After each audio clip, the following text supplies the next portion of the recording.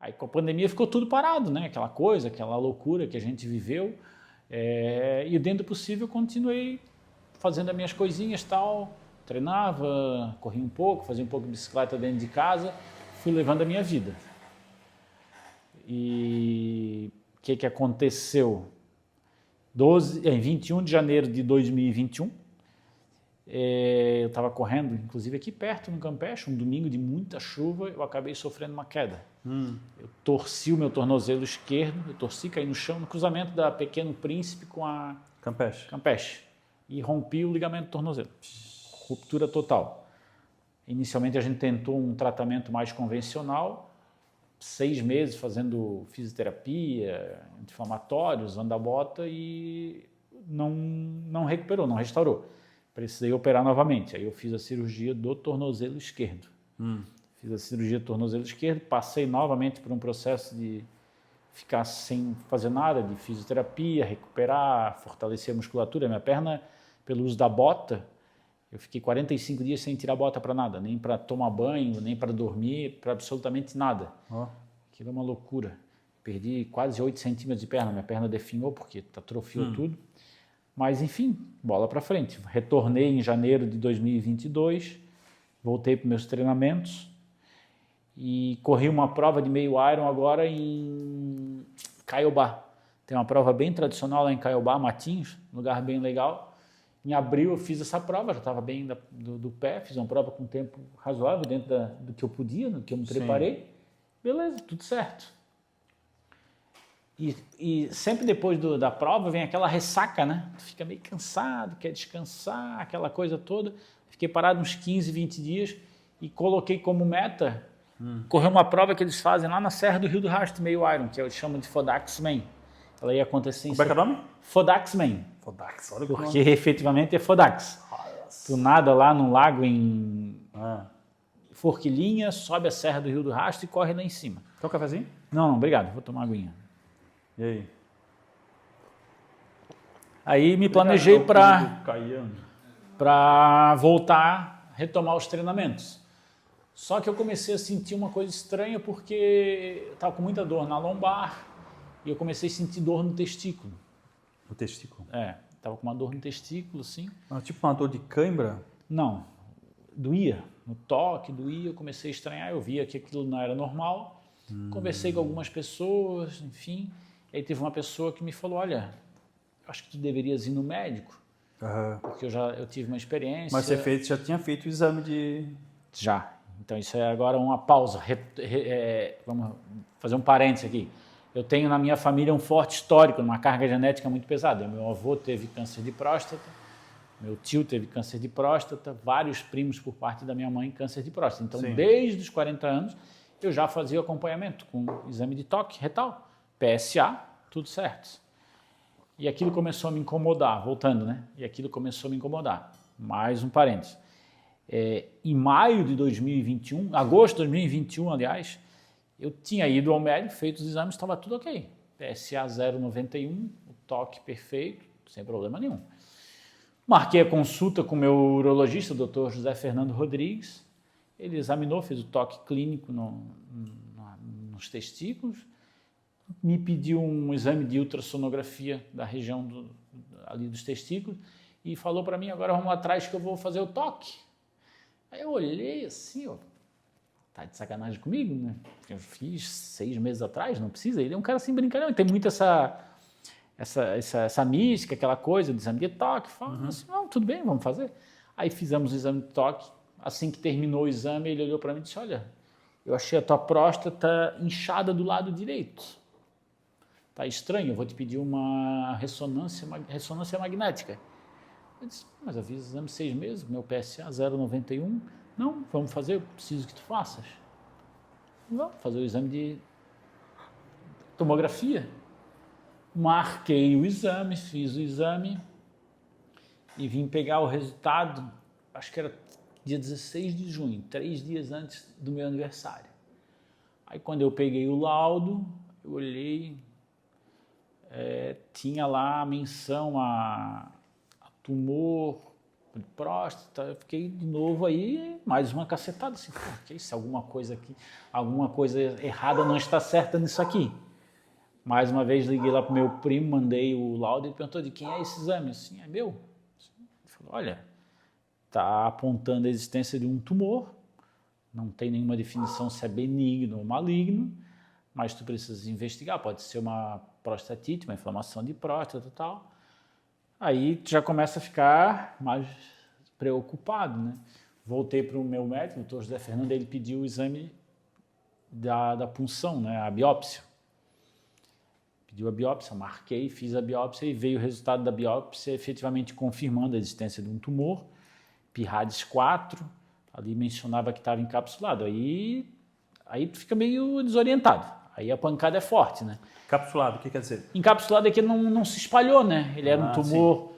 O PIRADS, eu acho que o nível máximo é... Eu não sou médico, então não posso estar passando informação, mas ele estava no nível 4, um nível intermediário. Ele não era muito agressivo, ele não estava espalhado, ele só tinha um ponto. Uhum. E a indicação do médico para aquela situação foi efetivamente... Aliás, ele me deu duas opções.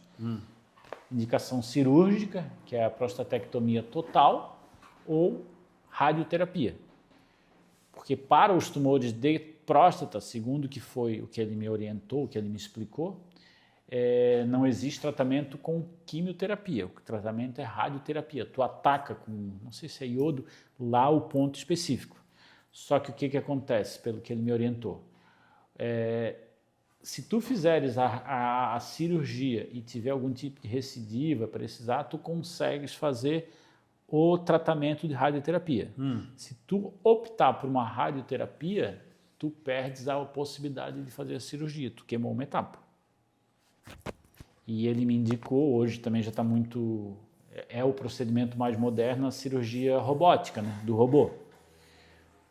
Aí tive que botar a cabeça no lugar, né, conversar com as pessoas, ouvir opiniões, porque é uma coisa pesada, né? Eu tinha perdido meu tio, esse meu tio que teve câncer, ele teve o tumor de próstata também, ele acabou vindo a falecer, a doença dele, ela acabou dando metástase, né? E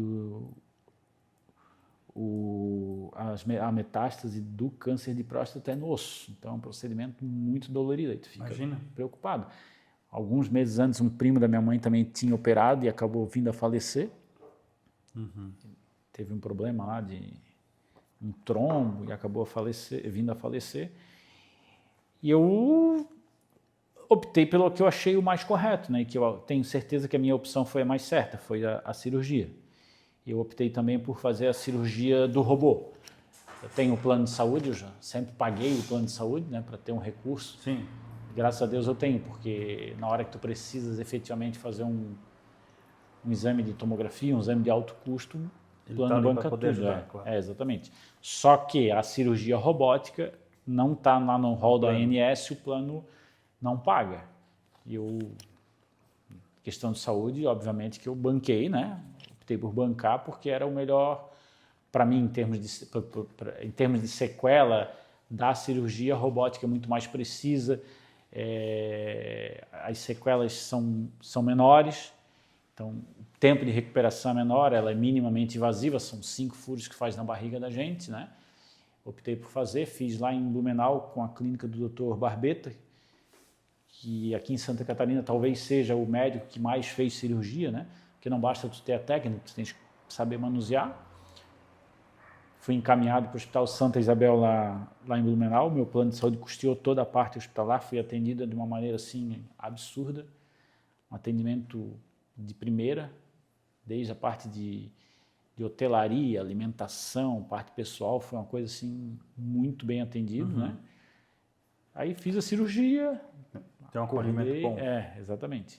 E aí passei a enfrentar o pós-cirúrgico, né? Que é outra fase bem difícil que a gente precisa enfrentar. E fui, né? Tive que enfrentar, fui para frente. Fabiano, 96, 18 e 22. Do primeiro para o segundo teve um intervalo aí de mais ou menos 14 anos. Não, 12 anos, perdão. 96 a 18 teve 22 anos aí de intervalo. E no outro, um intervalo pequeno de 4 anos. Eu acho que qualquer pessoa já teria, né, se depreciado, teria baixado a cabeça. Qual foi a tua motivação? Porque provavelmente uma hora você olhou assim, cara, 3? E o último veio consequentemente maligno, né? Na verdade não foram só 3, porque teve a cirurgia do pé, né? Uhum. E tudo isso acabou tirando aquilo que eu mais gostava de fazer, que era o meu é o esporte de esporte. triatlo, né? E tu te mantém ativo, te mantém bem, te mantém saudável. Sim. E aí tu observa que tu é absolutamente falível, né? Aí tu entende aquilo que diz que a vida é um sopro, que a gente não sabe o dia da manhã. A gente só vem entender quando acontece contigo. E tu não entende por que acontece contigo. Uhum. Porque tu acha que Deus é injusto, que está errado, que eu só me dou mal, que eu só me arrombo. Mas, assim, família, né? Obviamente a família é a base de tudo. Tu tem que ter muita cabeça no lugar. Claro que tem aqueles momentos que tu chora, que tu te revolta, dá vontade de fazer um monte de besteira. Mas tu tens amor pela vida, tu tens determinação. E aí é aquela base, né? Se tu constrói uma casa com uma base sólida, pode vir uma tempestade, pode vir o que quiser que não vai derrubar essa casa. E graças a Deus eu tive, né? Tanto na questão da minha formação religiosa, de se reportar a Deus, de saber que Ele não te dá um fardo mais difícil do que tu pode carregar, de saber que Deus vai estar ali contigo. Então isso tudo é fundamental para te poder superar isso tudo. E o pior de tudo da cirurgia é efetivamente o pós. Que a partir do momento que tu entra, e eu lembro bem disso, que tu entra naquele centro cirúrgico, eu vi aquela máquina que parecia um siri cheio de braço, e que eu acordei, efetivamente a tua vida muda. Muda totalmente. Porque tu já sai dali com uma sonda, por causa da urina, tem que ficar 10 dias com aquela sonda no pênis,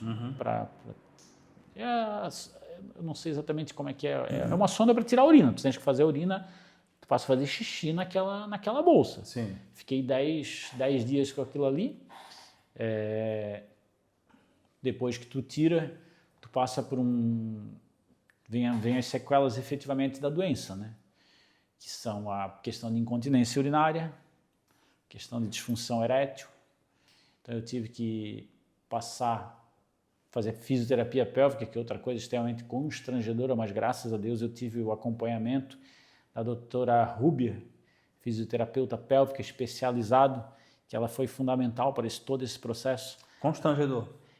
Sim, né? Porque eu fui lá na primeira consulta, ela conversou como é que foi, como é que não foi, ela disse assim, agora tu vai ali no banheiro, tira toda a tua roupa e senta aqui na minha maca.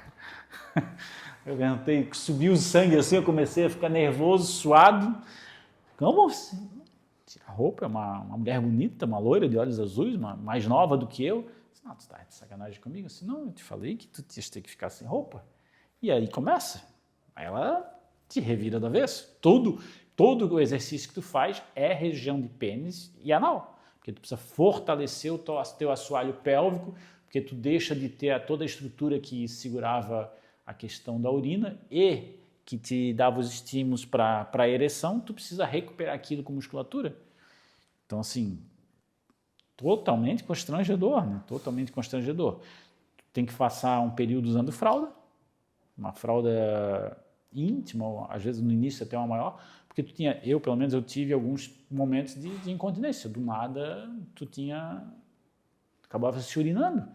É uma coisa triste, é difícil de falar, mas é uma realidade. Eu estava vivendo aquilo. E graças a Deus a doutora Rúbia foi não somente uma fisioterapeuta, ela foi uma colega.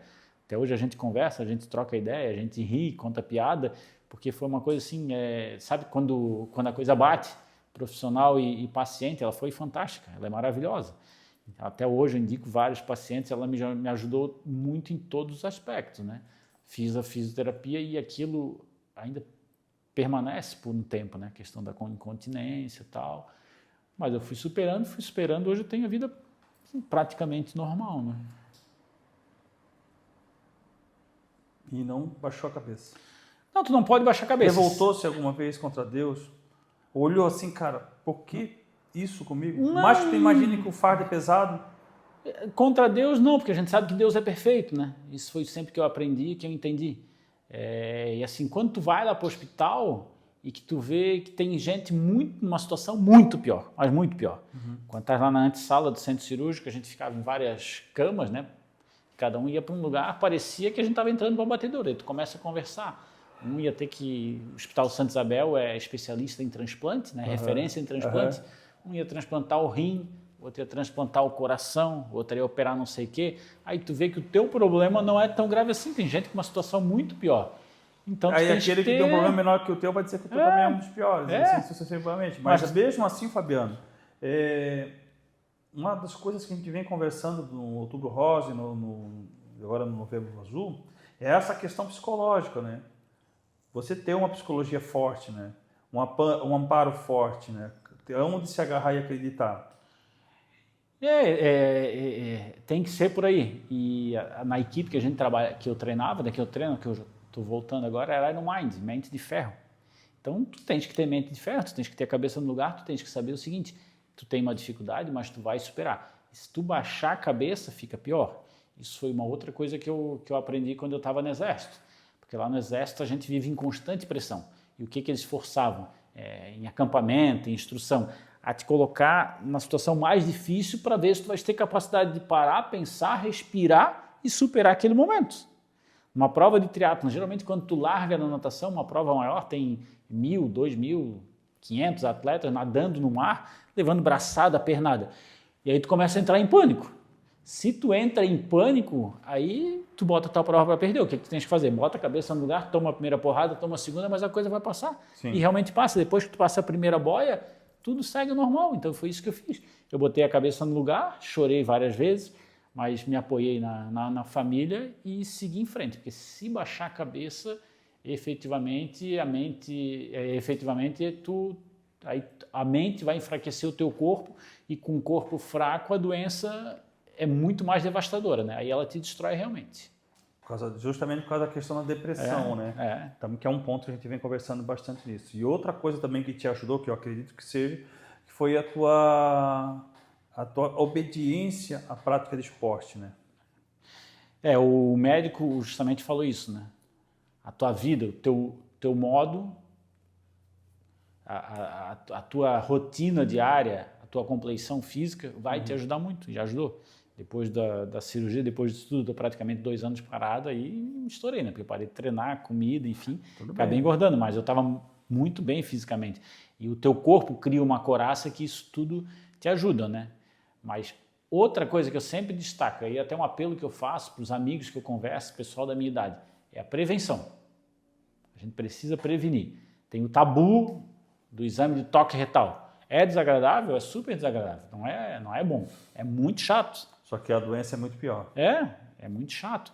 E para o câncer de próstata, para o tumor de próstata, o pessoal fala muito, mas eu faço PSA, meu PSA é baixo. Eu faço ultrassom. Gente, ainda hoje, isso dito pelo meu médico, eu não sou médico, repito, mas eu ouvi do meu médico, foi o que efetivamente me ajudou. O toque retal é o exame mais importante, é o que mais detecta o tumor com uma maior precisão. Para que tu tenhas uma ideia, o meu PSA, durante todo esse tempo, ele nunca passou de 1. O mais alto que ele teve foi 0,91, que é muito baixo.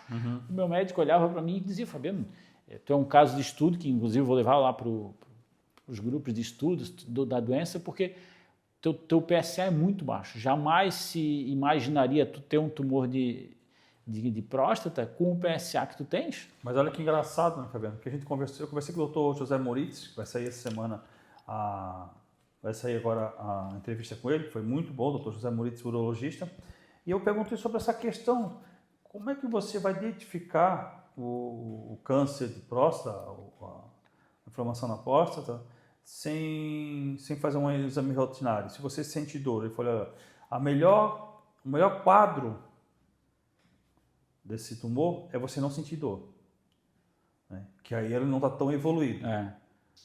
Até porque o tratamento dele é um tratamento lento e a própria doença é uma doença lenta que ela vai te machucando com o passar dos anos. E no teu caso, cara, pelo que tu botou, ele chegou a ser maligno. Sim. E você sentiu dor.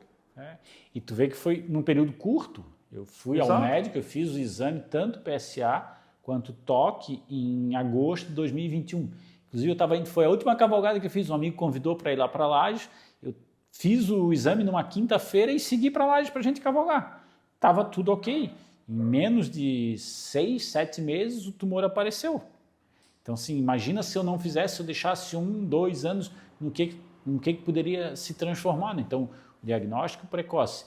E, no meu caso, o próprio sintoma foi importante, porque eu só fui buscar o médico naquele momento, não seria o momento de eu ir fazer o meu exame de rotina, porque todo ano eu fazia. Sim. Todo ano eu marcava o médico e fazia. Então, eu só fui efetivamente no médico naquele momento, em maio de 2022, porque eu estava sentindo dor. Não era uma coisa normal comigo, não.